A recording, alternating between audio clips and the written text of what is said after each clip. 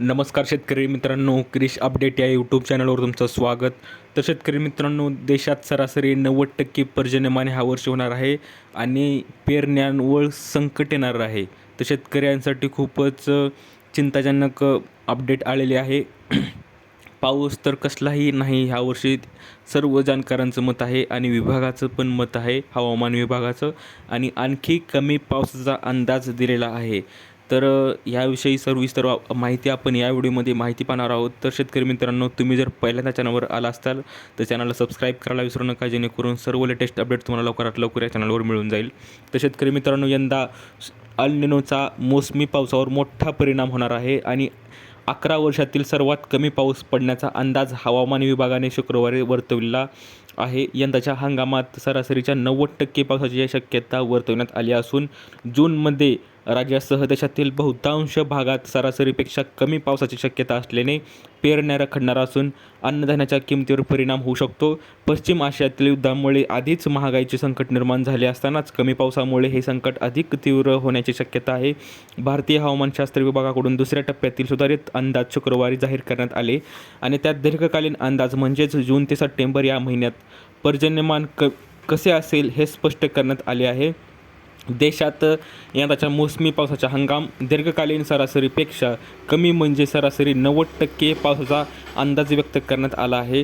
यापूर्वीच्या अंदाजात 92% पावसाचा अंदाज हवामान विभागाने दर्शविला होता, परंतु तो 2% अजून कमी करण्यात आला आहे. त्यामुळे इंधन टंचाईसह इतर समस्येचा सामना करणाऱ्या भारतीयांना आता हवामान बदलाच्या तीव्र झळा सोसाव्या लागणार अशी शक्यता व्यक्त करण्यात येत आहे. तर शेतकरी मित्रांनो, सध्या आपण पाहू शकतो पाऊस तर कमी पडणारच आहे, महागाई पण वाढलेली आहे आणि इंधन दरवाढ असल्यामुळे चारही बाजूनं भारतीय सध्या चिंताग्रस्त आहेत, होरपळत आहे. तर ह्या वर्षी पाऊस तर कमी पडणारच आहे. आधी 92% पाऊस पडणार आहे असं हवामान खात्यानं वर्तवलं होतं, परंतु नवीन अपडेटनुसार, कालच्या अपडेटनुसार अजून 2% कमी होऊन आता 90% सरासरी, ते पण सरासरी अशी की सगळ्यात कमी सरासरी आणि 11 वर्षात सगळ्यात कमी पाऊस ह्या वर्षी पडणार आहे. म्हणजे याचा अर्थ सांगायचा झाला थोडक्यात तर शेतकरी मित्रांनो, तर ह्या वर्षी जवळजवळ पाऊस खूपच कमी आहे आणि दुष्काळच म्हणला तरी चालेल अशी सद्यस्थिती आहे.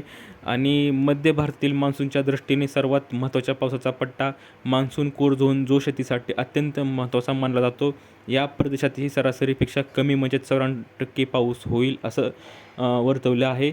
तर 11 वर्षातील नीचांकी सध्या ह्या वर्षी होणार आहे पावसाची. तर देशात यंदा 11 वर्षातील सर्वात कमी पाऊस पडण्याचा अंदाज आहे. यंदाचा मान्सून 2015 नंतरचा सर्वात कमकुवत मान्सून ठरणार आहे आणि 2015मध्ये अल निनोमुळे पर्जन्यमान 87% कमी झाले होते. म्हणजे शेतकरी मित्रांनो, 2015चा जो दुष्काळ होता तुम्हाला माहीत असेल, 2015मध्ये खूपच मोठा दुष्काळ पडला होता, पाऊसच पडला नव्हता. त्यापेक्षा कमी पाऊस ह्या वर्षी होऊ शकतो असं स्पष्ट म्हणणं आहे. महाराष्ट्रात पावसाची स्थिती काय असेल तर राज्यात यंदा सरासरीहून कमी पाऊस पडेल अशी शक्यता हवामान विभागाने व्यक्त केली आहे. उन्हाच्या तीव्र झळांमुळे यंदा नागरिक हैराण होणार आहेत. जून महिन्यातसुद्धा पाऊस पडणार नाही आणि त्यामुळे उष्णतेत वाढ होईलच असा अंदाज असल्याने मोसमी पावसाच्या हंगामातही उकाड्याचा सामना नागरिकांना करावा लागणार आहे. तर काही भागात सरासरीहून अधिक कमाल तापमानासह उष्णतेची लाट शक्यताही हवामान विभागाने व्यक्त करण्यात येत आहे. तर शेतकरी मित्रांनो, ह्या वर्षी पाऊस खूपच कमी आहे. 2015 ते 2026 या दरम्यान जो पाऊस आहे सरासरीपेक्षा ह्या वर्षी खूपच पाऊस कमी असणार आहे. अल निनोचा प्रभाव त्यात असणार आहे. जूनमध्ये उन्हाळा असा भासवेल आणि उकाडा होणार आहे आणि त्यामुळे तीव्र झळा तुम्हाला सोसावं लागणार टोटल जून महिन्यात. आणि अल निनो असल्यामुळे 1 महिन्याचा गॅप पण होऊ शकतो पावसाचा. त्यामुळे जे पेरणी योग्य वातावरण असू शकतं किंवा असू शकणार नाही, त्यामुळे पेरणीलाही धोका आहे ह्या वर्षी. आणि जे पीक तुम्ही म्हणजेच पेरलेलं आहे शेतात, त्याचंही उत्पन्न कमी होऊ शकतं, कारण की पाऊसच नसल्यामुळे उत्पन्न हेक्टरी ह्या वर्षी उत्पादन कमी होणार आहे. त्यामुळे महागाई वाढेल. अशा पद्धतीने सर्व बाजूंनी ह्या वर्षी दुष्काळच असेल असं स्पष्ट भारतीय हवामान खात्याचं सध्याचं सांगितलेली माहिती आहे.